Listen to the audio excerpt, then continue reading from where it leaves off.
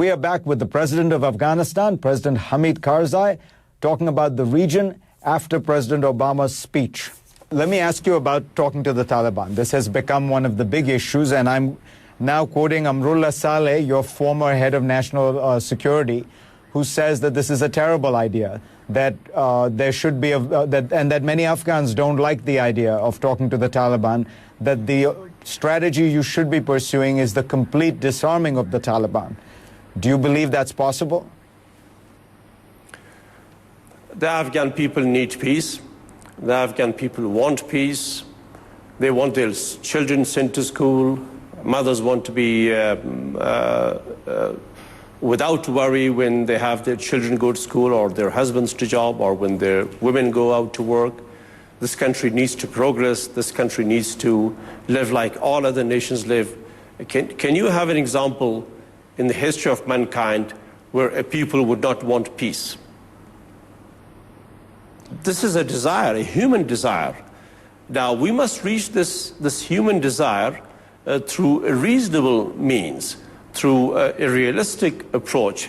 And that is dialogue with the condition that the gains of Afghanistan the past 10 years not be compromised, that the gains of our women not be compromised, that our children must continue to go to school, that our constitution be respected and recognized, and that having fulfilled that the Taliban who agree to this, and the absolute majority of them agree to this, will return to their homes in dignity.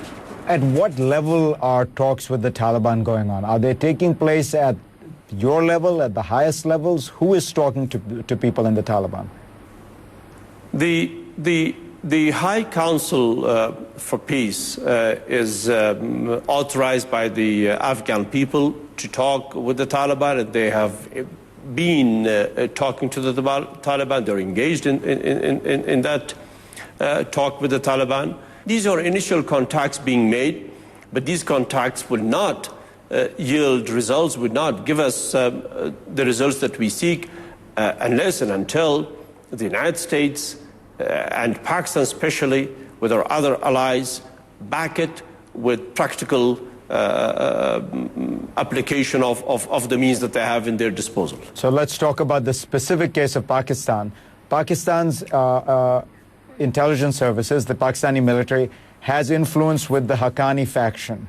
The Haqqani faction controls many of the insurgent attacks. What they seem to want in a peace deal is control over 3 or maybe 4 regions, provinces in Afghanistan. Are you willing to cede parts of Afghanistan to their control in order to get a peace deal? We are not going to make deals on behalf of the Afghan people where a group or a segment, a political segment is given a part of the country. That will not happen. Afghanistan has a constitution. Afghanistan has a state structure. Those who join the peace process must respect the Afghan constitution, and the Afghan constitution doesn't allow that. Why has it proved so difficult to bring the Taliban in? Is it that there is no central group, no central address or leader that you could negotiate with? What seems to be the obstacle? There are forces beyond the means of Afghanistan that are interfering in this process, that have power over the process. And unless those forces begin to cooperate, the Taliban will not be able to come forward as a group, as a unified structure. Is Pakistan the key there? Pakistan is extremely important for a quick solution, yes. Mr. President, I remember the many public disputes that you and President Musharraf used to have as to where the leaders of the insurgency, the leaders of the terrorism, the leaders of Al-Qaeda were. And you insisted that they were in Pakistan. He denied it. I remember you once said to me, when Osama bin Laden is found, he will be found in a Pakistani city. It turns out you were right about Osama. Do you still believe that Mullah Omar, for example, is in Pakistan, that the leadership of Al-Qaeda and the Taliban are in Pakistan? Well, I don't exactly know where Mullah Omar is, and we are talking of a peace process with our brothers, the Taliban, whether they are in Afghanistan or whether they are across the border. We were just in Pakistan a few days ago. We had a very extensive, very detailed, very heart-to-heart, brother-to-brother dialogue, and I sincerely hope very, very much that that dialogue will yield results for the good of all of us. You sound like you're getting soft on Pakistan because you're going to have to live with them as American forces draw down. Well, we have learned to do things that we can do, that we find affordable for us. Let me ask you finally, Mr. President, back to this central question.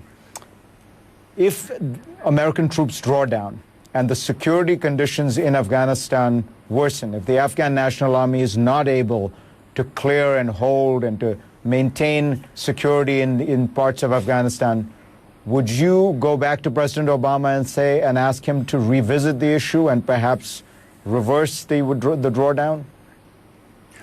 I will not do that.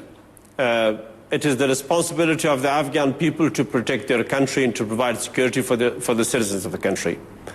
And if you fail in fulfilling our most important responsibility with regard to our country and our people, then somebody else should take over.